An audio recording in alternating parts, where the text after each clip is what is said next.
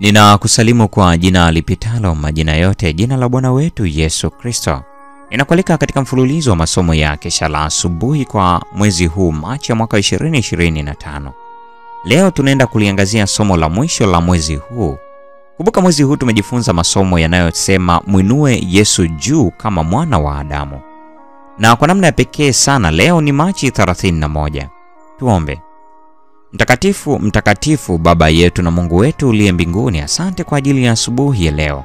Tunakushukuru kwa ajili ya siku hii njema ambayo ni siku ya mwisho kwa mwezi Machi mwaka 2025. Umetembea nasi kwa mwezi mzima. Hakika wema na fadhili zako zimekuwa za milele maishani mwetu. Tunalitukuza jina lako kwa ajili ya siku ya leo.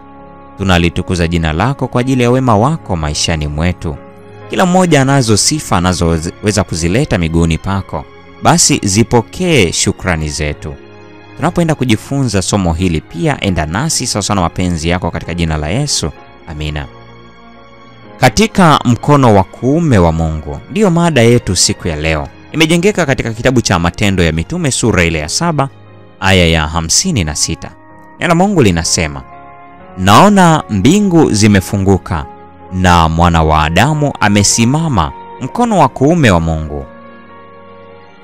Stefano, wa kwanza miongoni mwa mashemasi 7, alikuwa mtu mcha Mungu na mwenye imani kubwa. Makuhani na wakuu waliiona nguvu iliyoambatana na mahubiri ya Stefano, walijawa na chuki kuu.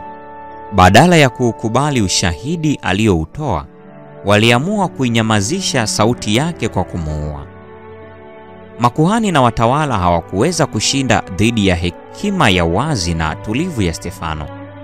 Walidhamiria kumfanya kuwa mfano na kuitosheleza chuki yao ya kulipiza kisasi, ili kuwazuia wengine kwa uoga wasikubali imani yake. Mashahidi walikodiwa kutoa ushuhuda wa uongo kwamba walimsikia akinena maneno ya kufuru dhidi ya hekalu na sheria. Stefano alipoulizwa juu ya ukweli wa madai yaliyotolewa dhidi yake, alianza utetezi wake kwa sauti ya kusikika vyema na yenye kusisimua, ambayo ilisikika kote kwenye ukumbi wa baraza. Aliona upinzani dhidi ya maneno yake na kujua kwamba alikuwa akitoa ushuhuda wake wa mwisho. Alipomhusianisha Yesu na unabii na kuongea kama alivyofanya juu ya hekalu, kuhani akidai kushtushwa akararua vazi lake.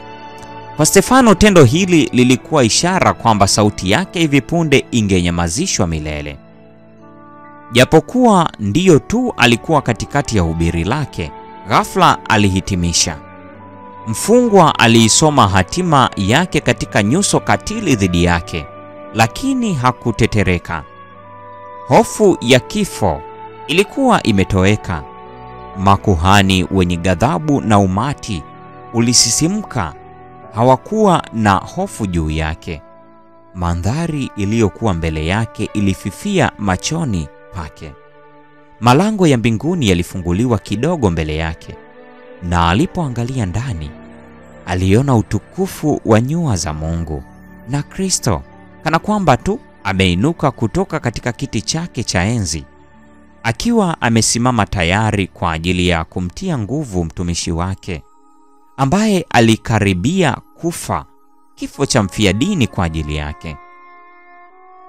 Kwa maneno ya ushindi, Stefano alitangaza, naona mbingu zimefunguka na mwana wa Adamu amesimama mkono wa kuume wa Mungu.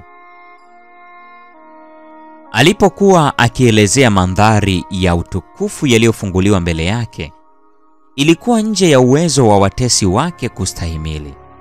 Wakifunga masikio yao ili wasiweze kusikia maneno yake na kutoa kilio kikuu, walimkimbilia kwa ghadhabu na kwa nia moja. Wakampiga kwa mawe Stefano, naye akimwomba Mungu na kusema, Bwana Yesu, pokea roho yangu.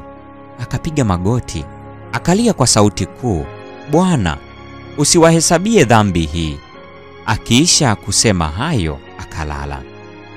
Muhuri wa Mungu juu ya uso wa Stefano na maneno yake ambayo yalifikia roho za wale walioyasikia yalibaki katika akili za watazamaji na kushuhudiza ukweli wa yale aliyokuwa ameyatangaza. The Review and Herald, Februari 23 mwaka 1911. Mpendo wa mfuatiliaji wa mfululizo wa masomo ya Kesha la Asubuhi, ninakushukuru kwa kuwa pamoja nasi kwa mwezi huu Machi mwaka 2025. Kwa neema ya Bwana, hapo baadaye tutalianza somo la Aprili mwaka wa 2025, ambapo tutajikita kujifunza mada isemayo Mwinue juu kama mkate wa uzima. Neema ya Bwana wetu Yesu Kristo, pendo la Mungu na ushirika wa Roho Mtakatifu dumu kuwa nasi sasa na hata milele. Amina.